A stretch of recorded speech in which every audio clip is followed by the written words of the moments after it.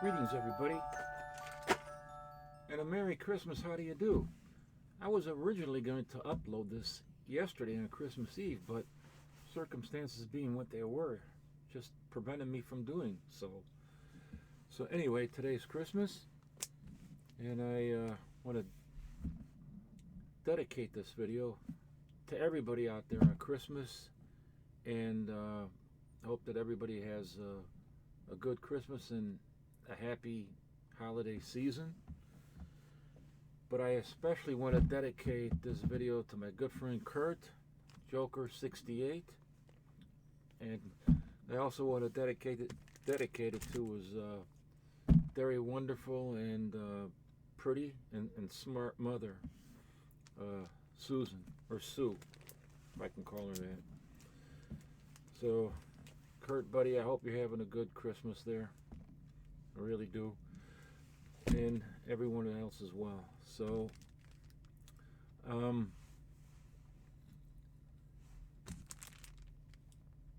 to start out, I want to show you this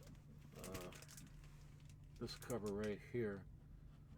I might have shown these in other videos, and you're going to be seeing some comics that I've shown in previous, Christmas videos, and some that are new. This one I've shown before. This is a cover by, the whole book is actually by Walt Scott. And it's just got a beautiful cover on there. This is from 1959. And as far as I know, it does reprint some. There's a few stories in here, 2 or 3 that are reprinted from newspaper strips. Walt Scott's newspaper strips. But I think the rest of it is new. But I always love this. Love his painted covers.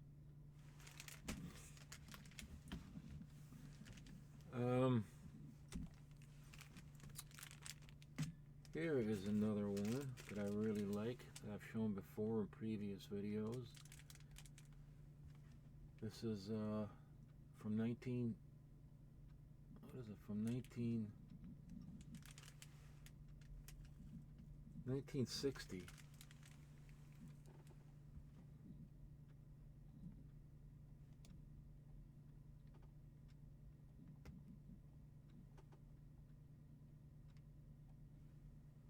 And this is a beautiful painted cover, but I, for the life of me, have never been able to find out who actually painted this cover. I have no idea. I've searched everywhere and could not find out any information on that. So if anybody does have info on who might have done this cover, let me know. I got another copy of it here, but this one got water damaged when I had some minor water backing up in here, about 3 inches of water. Unfortunately, this was in a box on the floor. I no longer do that.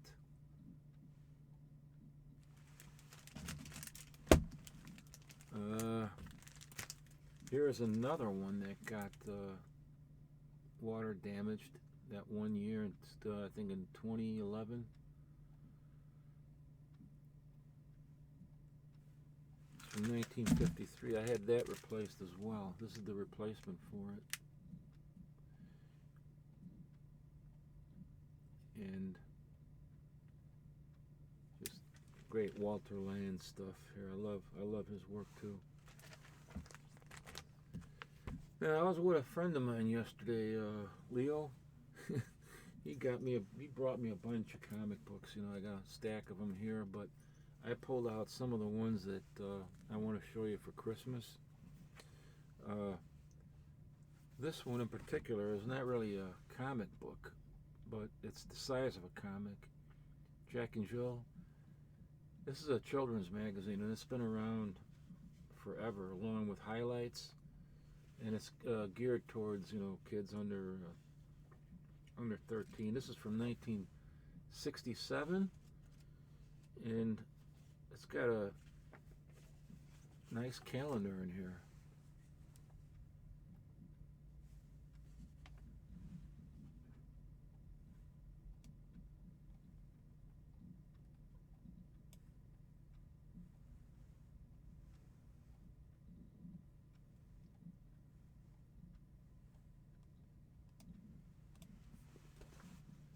And you know what I find interesting? It's got a stamp on the back, but it's very difficult to make out the address. But I know it's from the National Tea Company, which became Jewel, and somewhere in Illinois, I don't know where. And they could have had this there as a giveaway. I'm not sure. Or it might have been there as, you know, for kids to read while their parents are shopping or something. I'm not sure, but it's got the stamp on there from the National Tea Company. And my father, when we first arrived in this country in 1957, arrived here legally. He got his first job with the National Tea Company. So I find that very interesting. And also, I like the fact that, what is it? I can't find it right now. I think some of the kids, they utilized it, as you can see there in that maze puzzle.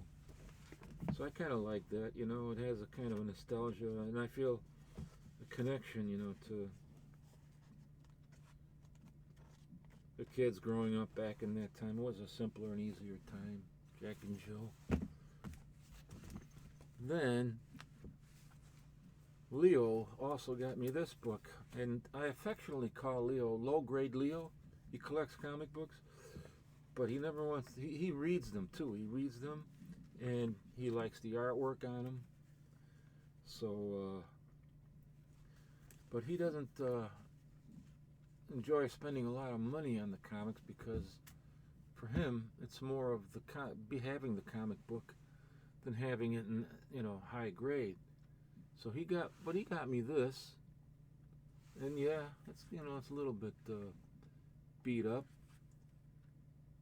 Low grade Leo, I call him. He finds all the books for like the lowest prices possible. It's unbelievable sometimes. And even the low grade books are becoming expensive, as a lot of you probably can testify to. But I can't wait to read this. This is from 1967. It's a reprint of the, let's see, I wrote it down here. I know it was a reprint from Dell. Christmas Parade, 1952. The interesting thing about this, the original, which has the same cover from 1952, they had two different prices. They had a variant, regular price of 25 cents, and then they had a variant that was 35 cents. Normally, you know, they had, Dell experimented with variant covers with different prices, but it was always around 30 cents. The variant cover for this one is 35 cents. So that's interesting. I can't wait to you know, read it, and then well, I feel a connection to it, you know, because it is well read. Then we got this one, another low grade Leo special, Roy Rogers, from 19. See if I can get this better focused.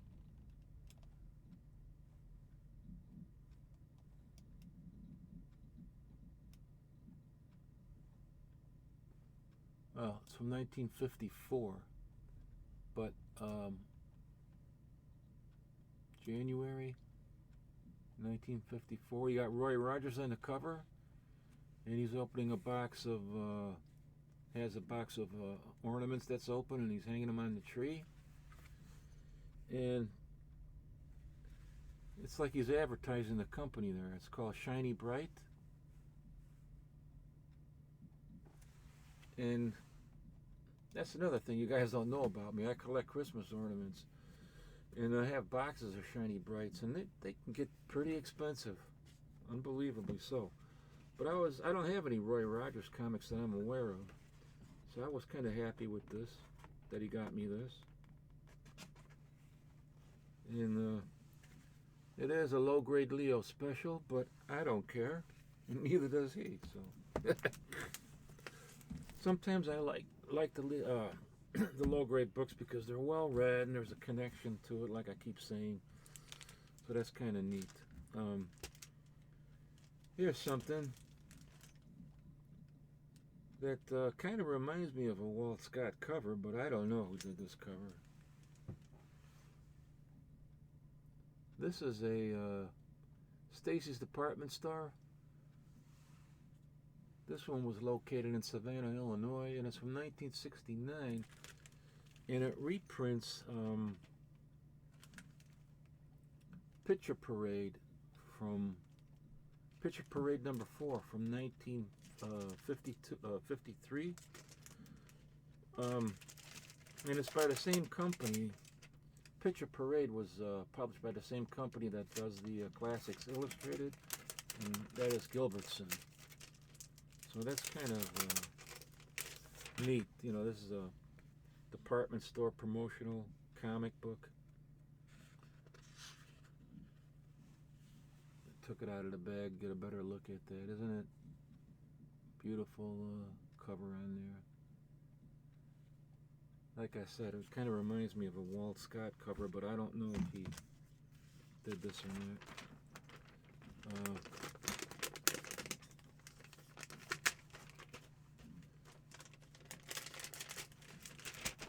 Then I got another copy of this.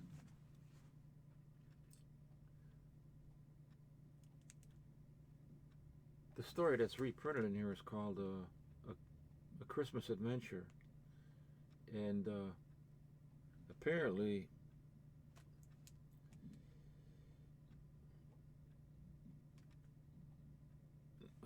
they were selling some of these with, you know, instead of giving them away, they had a price tag on them of 25 cents.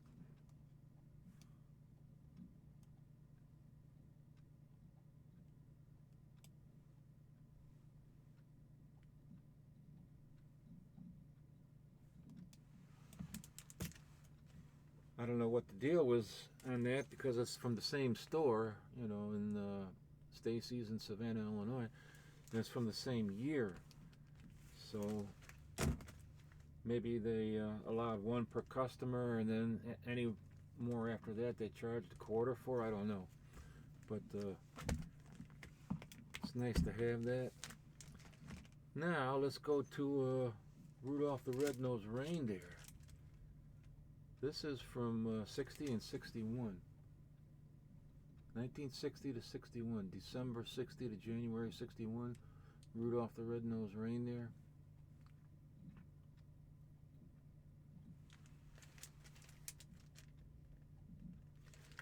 Then it doesn't have an issue number. It just has 60 to 61. Yeah, see?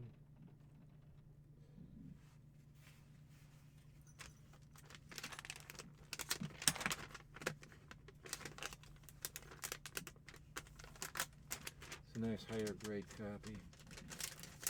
Not super high grade, but, you know, 7.5, maybe 8.0. Probably more like a 8.0. I would say it does have a little, the only thing that it has is a little bit of stress on the staple.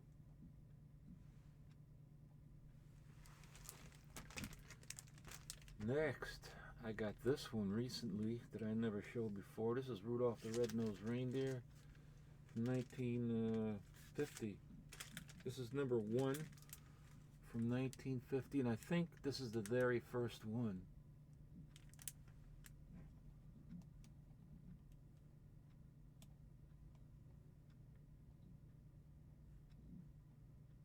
If I'm not mistaken, I do believe that this is the very first published Rudolph the Red-Nosed Reindeer by DC. It's got a couple of stamps on there, identification stamps. I think as to who it might have belonged to. The guy probably, yeah, he had his own address stamp where he lived. In case it got lost, somebody'd bring it back to him. Yeah, right. Or in case somebody tried to steal it, kids would make. They always shared comics, and sometimes they forget to give it back. So he made sure his stamp was on there. Edward Skinner was his name. No relation to Leonard Skinner.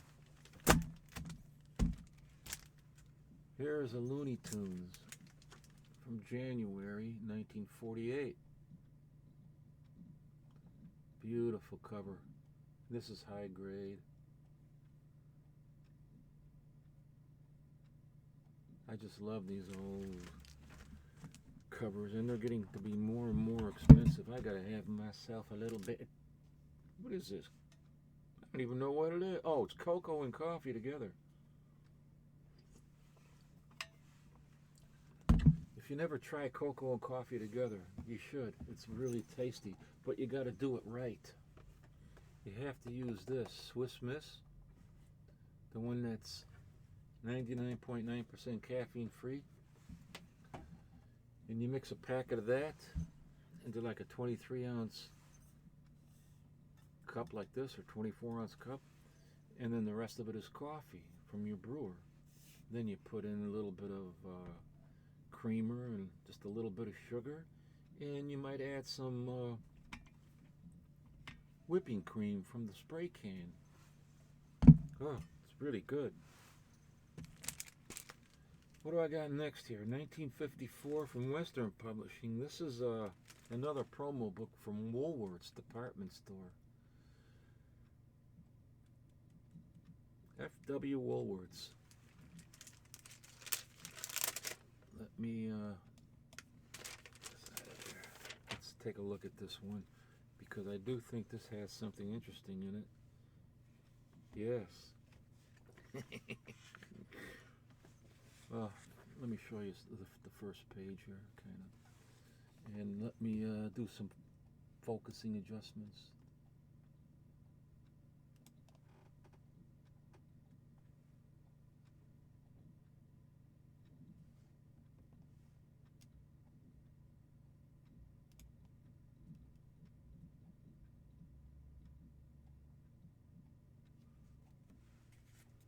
Here's the cover. Now, what I wanted to show you, though, was some kid filled it in the back, or maybe his older sister or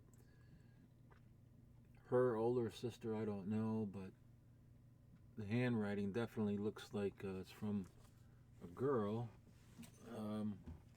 Sorry, having a bit of a hard time here. Don't yell at me, it's Christmas time.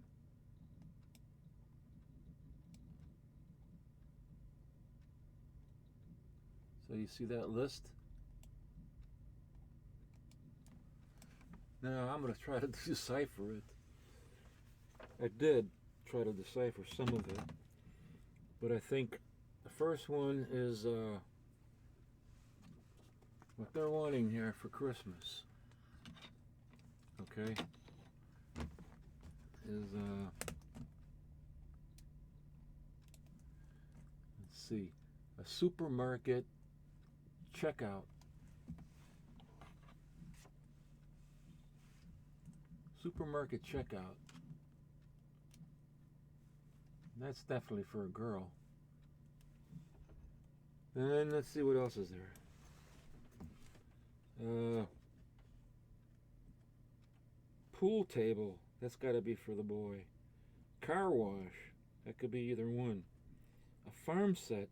50 pieces. Ooh, they were very specific, weren't they? Moving target. Now, when he says moving target, I'll bet, because this is a comic book that also, Woolworths also had ads in there for the toys that they had, so that, here, it would get some business. It was a business venture. See that little toy gun on the bottom? shooting cork. That's the target he was talking about, I'll bet. I'll show you all the rest of that in a minute, though. Moving target. And what else we got?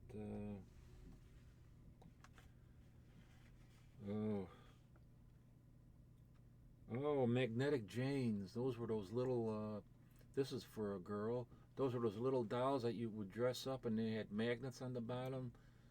And I used to see them in catalogs that I got back there. Used to see them in Sears catalogs and penny catalogs and magnetic Janes, and they were advertised on TV as well. Then there's a medieval, no, it's not a medical kit. A Howdy Doody wall walker.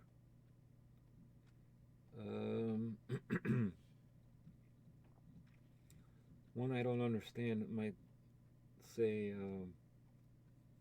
JJ. Maybe that's some kind of a doll, JJ doll or something.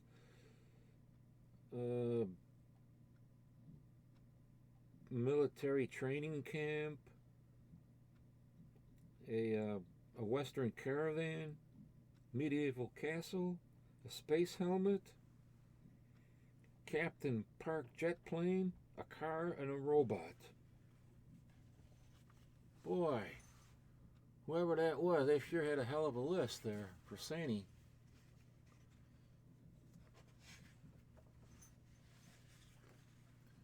Let me show you some of the inside, the interior of this. This is interesting.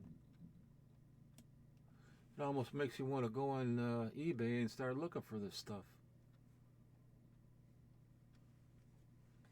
Santa comes to the big top is the story.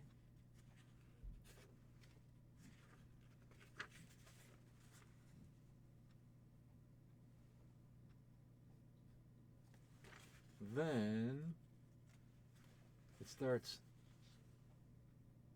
having the ads in there for the different toys.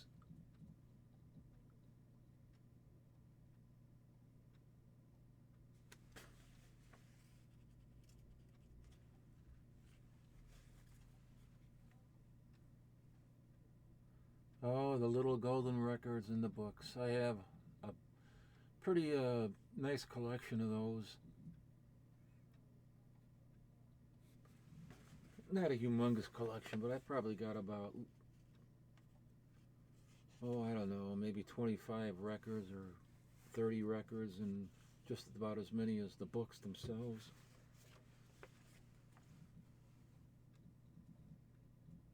Might have to show that one of these days, I guess.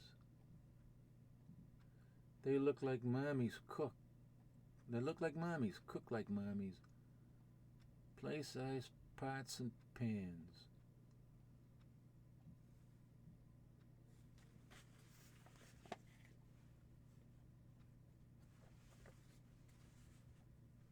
All the different metal toy trucks and planes and cars and oh, man.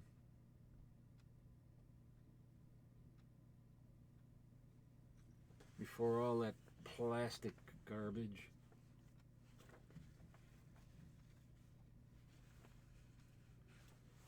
I don't want to waste too much more time on this one, but they even had some prices in there for them too, you know. So you got an idea what the things cost.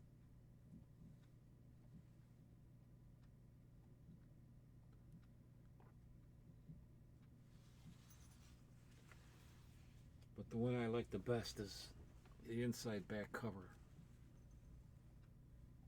Oh, look at those. Look at those holsters, man. I mean, official Gene Autry. Oops, excuse me.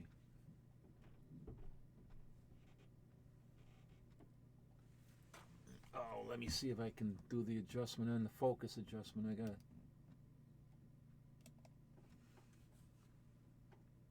There, now you can really see it. Oh, yeah. Aren't they beautiful? If I had the money to spend, I'd be on eBay right now buying those damn things. Or other sites. there are other sites that are dedicated specifically to just cap guns and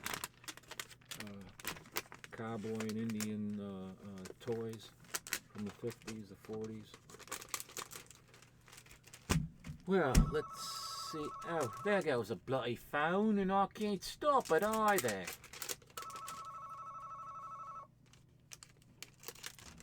Just a minute. Oh, it stopped. Here, The Town That Forgot Santa. There's another promo. This is from W.T. Grant Company from 1961. Oh.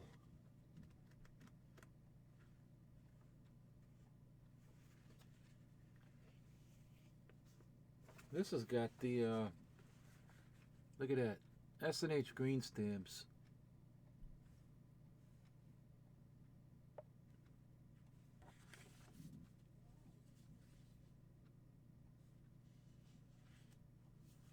This is a wraparound cover, so I might as well show it to you as a wraparound cover.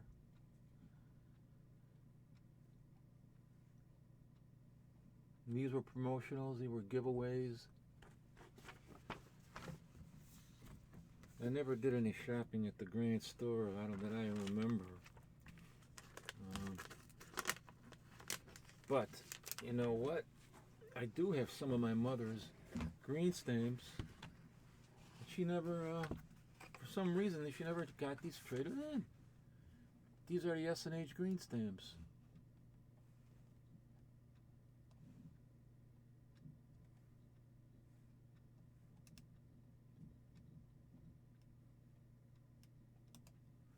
Now, and there's a lot of them in here, a lot. I think that she used to have a drawer that I would see that she had her green stamps in, her books. So I have no idea why she never traded us in. It could be that Weeballs went out of business, and that's where she always went to get her redemptions at the Weeballs Redemption Center. And then there was the Green Stamp warehouse, which was off of Expressway 294. It was in the suburbs, somewhere off of North Avenue, and never went there. So she might have just had these accumulated with the intention of going there, and then she never did. And some of these I also think were probably given to her by other friends of hers that might have given up on the stamps. I don't know. I mean, there's a lot of them here. A lot of stamps there.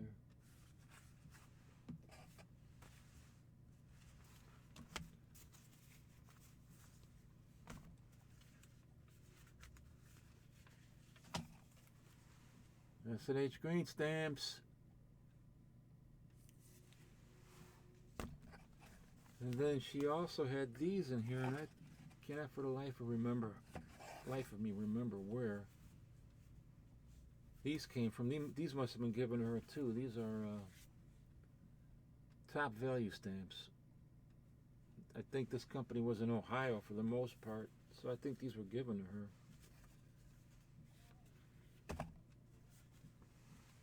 Oh shit, there's a bunch of them in there that fell out. Good Lord, I didn't even know that. Oh!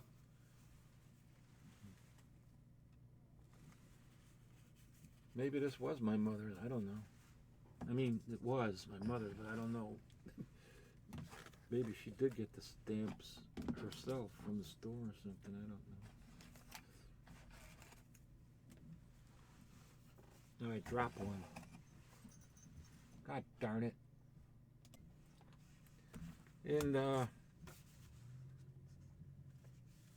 another one is a gold bell that she collected. I remember going with her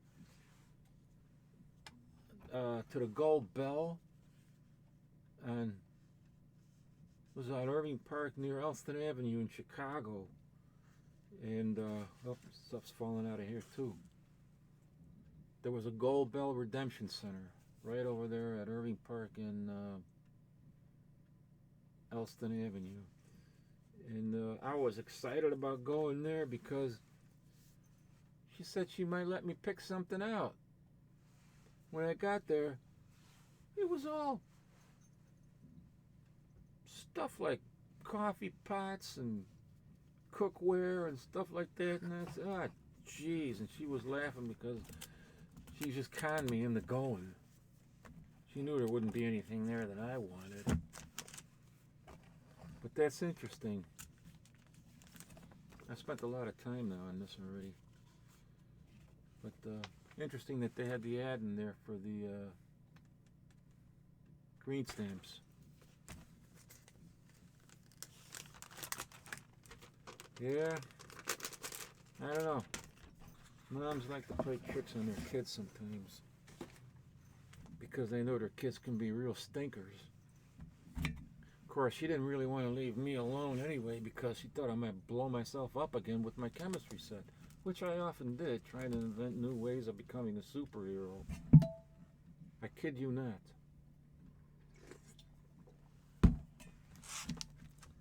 Okay. Rudolph the Red-Nosed Reindeer, 1957-58.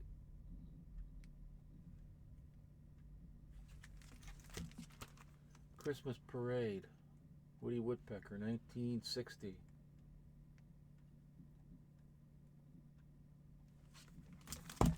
This is a nice one.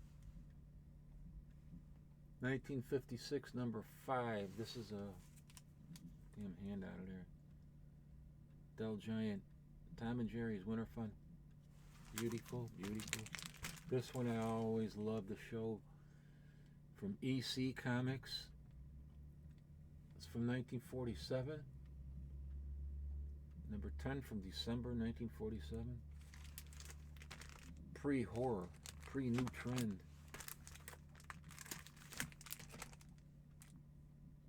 Bugs Bunny, Merry Christmas.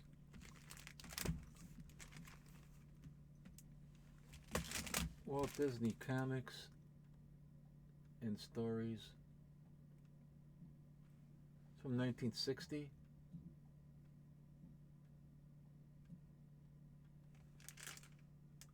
Oh, I got it written in the front too. And on the back. Volume 20. Volume 20. Number 2.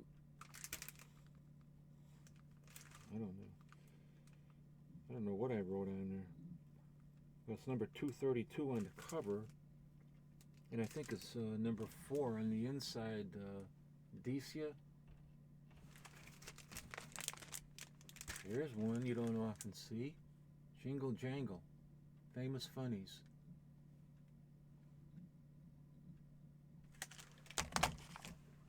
Another Tom and Jerry. This is Winter Carnival. Oh, I love this too.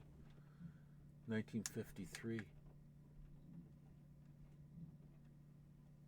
Just beautiful, beautiful, beautiful. Let me take it out of there because there's so much glare on that. You can't really. This is number 2. Oh no.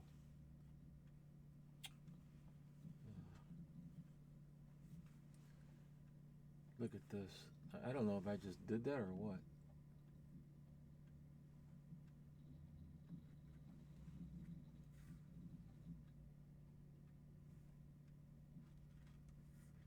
This has a. It's getting a little brown around the edges. It's delicate on the cover there. I'll have to use some mending tissue on that. Archival mending tissue. But you can see it's getting how brown it is around the margins. But it's from 1953. There's a Carl Barks Droopy story in here.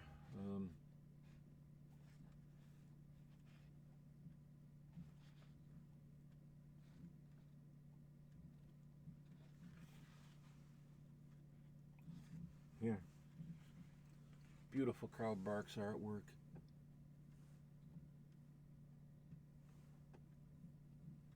Droopy.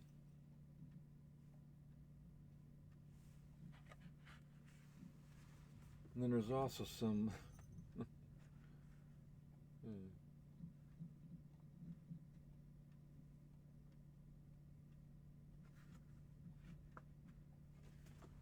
some kind of bizarre looking animals in here.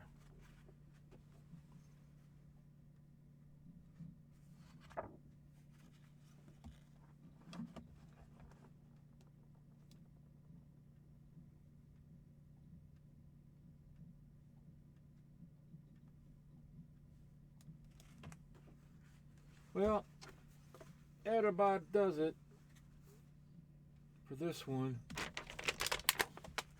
I don't like that anyway. I like the mylights. Have to rebag and board that. So,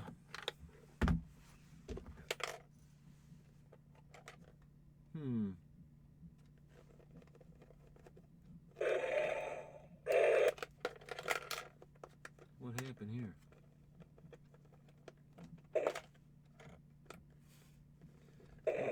I just wanted to show you this.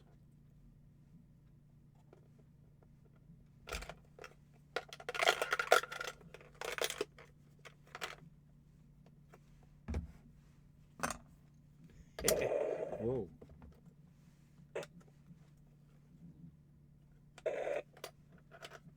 Check this out.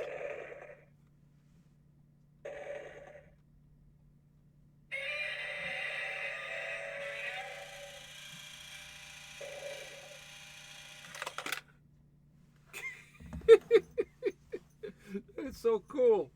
I love that. All right, everybody. Merry Christmas, and I will see you guys in the next one. And again, I'm Kurt, if you're watching this, I'm gonna give you a call later on. Okay? You guys, everybody, take care and Merry Christmas.